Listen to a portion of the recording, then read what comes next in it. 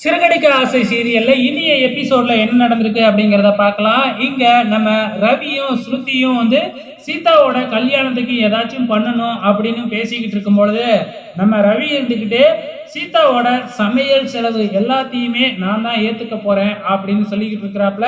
இதை கேட்ட உடனே ஸ்ருதி இல்ல இல்ல இதெல்லாம் நான் ஒத்துக்கவே மாட்டேன் அப்படின்னு சொல்லிக்கிட்டு இருக்கும் பொழுது, அதெல்லாம் முடியாது, நான் சமையல் செலவெல்லாம் நான் தான் ஏத்துக்குவேன் அப்படின்னு சொல்லிக்கிட்டே நம்ம ரவி வெளியில வராப்ல. வெளியில வந்து பார்த்தா நம்ம அண்ணாமலை எல்லாத்தையும் கூப்பிட்டு வச்சு தன்னோட சேவிங்ஸ் எல்லாத்தையும் எடுத்துக்கிட்டு வந்து கிட்டத்தட்ட 50,000 ரூபாய் எடுத்துக்கிட்டு வந்து மீனா கிட்ட கொடுத்து இதை வந்து கல்யாண செலவுக்காக வச்சுக்கு அப்படின்னு சொல்லி கொடுக்குறாரு. இதெல்லாம் பார்த்துட்டு அப்படியே விஜயாவுக்கு தாங்கிக்கவே முடியல. ஸோ அவளுக்கு எதுக்காக நீங்க பணம் கொடுக்குறீங்க அப்படின்னு சண்டை போடுறாங்க. ஸோ விஜயா சொல்றதை தான் நம்ம அண்ணாமலை கேட்கவா போறாரு. அவரு இந்தா அப்படின்னு வற்புறுத்தி மீனா கிட்ட கொடுத்துட்றாங்க.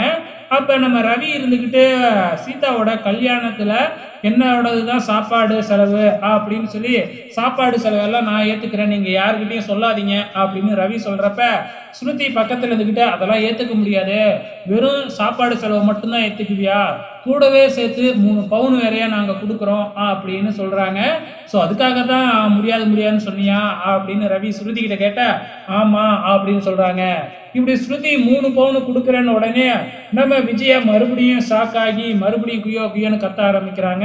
ஸோ ஸ்ருதியும் வந்து பார்த்தீங்கன்னா நீங்கள் சொல்கிறதெல்லாம் கேட்க முடியாது அப்படின்னு சொல்லிடுறாங்க. இவங்கெல்லாம் இப்படி மாற்றி மாற்றி சீதாவுக்கு அதை பண்ணுறேன் இதை பண்ணுறேன் அப்படின்னு சொல்லிக்கிட்டு இருக்கிறப்ப இந்த பக்கம் ரோகிணியும் மனோஜும் நம்ம பக்கத்து திரும்ப போகிறாங்களே, நம்ம என்ன செய்யறது அப்படின்னு பித்தான்னு முழிச்சுக்கிட்டு இருக்கிறாங்க.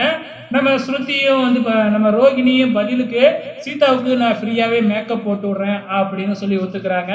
மனோஜை கடைசியாக பார்க்குறாங்க. மனோஜ் நான் கடைக்கு போகிறேன் அப்படின்னு சொல்லி கேட்கும் பொழுது நம்ம அண்ணாமலையா கடையிலேருந்து மிக்ஸி கிரைண்டரும் மிக்சியும் கொடுத்து விடு அப்படிங்கிற மாதிரி வந்து பார்த்தீங்கன்னா சொல்லிடுறாப்புல. ஸோ இதோட வந்து பார்த்தீங்கன்னா நம்ம சீதாவுக்கு என்னென்ன சீதனம் பண்ணுறது அப்படிங்கிறதெல்லாம் பேசி டிஸ்கஸ் பண்ணிட்டாங்க இல்லையா. இதுக்கப்புறம் ஸ்ருதி தனியாக இருக்கும் பொழுது ரோஹிணி போயிட்டு அன்னைக்கு எமர்ஜென்சிக்கு நான் பணம் கேட்டேன் அப்போ நீ கொடுக்க முடியாதுன்னு சொல்லிட்டு இப்போ நீயா வாண்டடா சீதாவுக்கு 3 பவுன் காசு கொடுக்குறங்கிற இப்போ மட்டும் உனக்கு எப்படி பணம் வந்துச்சு அப்படின்னு சொல்லி கேட்க, ஆமா நீங்க பணம் கேட்டது தேவையில்லாம அத்தைக்கு கொடுக்குறேன்னு சொல்லி ஒத்துக்கிட்டீங்க, நீங்க எதுக்காக அத்தைக்கு பணம் கொடுக்கணும், அதெல்லாம் கொடுக்க முடியாதுன்னு சொல்ல வேண்டியது தானே, இதுக்கெல்லாம் என்னாலாம் பணம் கொடுக்க முடியாது, ஆனா சீதா அப்படி இல்லை, அவ எனக்கு எவ்வளவோ ஹெல்ப் பண்ணியிருக்கா அதனால நான் கொடுப்பேன், அதை கேட்க நீங்க யாரு அப்படிங்கிற மாதிரி மூஞ்சில் அடிச்ச மாதிரி பேசிடுறாங்க. இதுக்கப்புறம் ரோகிணியால என்ன பேச முடியும், ஒன்றும் பேச முடியாது இல்லையா. இது ஒரு பக்கம் போய்கிட்டு இருக்கிறப்ப இங்க சிட்டியை காமிக்கிறாங்க. சிட்டிக்கு வந்து பாத்தீங்கன்னா இந்த மாதிரி சீதாவோட கல்யாணம் நடக்கிறது தெரிஞ்சிருச்சு. ஸோ அதுல ஏதாச்சும் பிரச்சனை பண்ணணும் அப்படின்னு பார்த்துக்கிட்டு இருக்கிறாப்புல.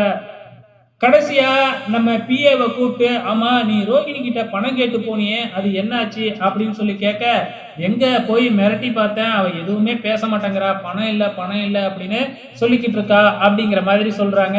நீ ஒரு தடவை மிரட்டின பத்தும் போதாது, மறுபடியும் ஃபோன் பண்ணி நான் முத்துக்கிட்ட இப்பவே சொல்ல போறேன்னு சொல்லு, அப்படின்னா தான் அவன் பயப்படுவா அப்படிங்கிற மாதிரி சொல்றாங்க. உடனே பிஏவும் வந்து பாத்தீங்கன்னா ரோஹிணிக்கு ஃபோன் பண்ணி நீ நான் சொல்லி பார்த்தேன் நீ கேட்கல, அதனால நான் நேராக போய் முத்துக்கிட்ட உண்மையை சொல்ல போறேன் அப்படின்னு சொல்றாப்ல. இப்ப நைட்டு தூங்கும் பொழுது நம்ம ரோஹிணிக்கு கனவு வருது. கனவுல எழுந்திரிச்சு உன்னைய சும்மா விட மாட்டேன்டான்னு கத்த ஆரம்பிச்சிடுறாங்க.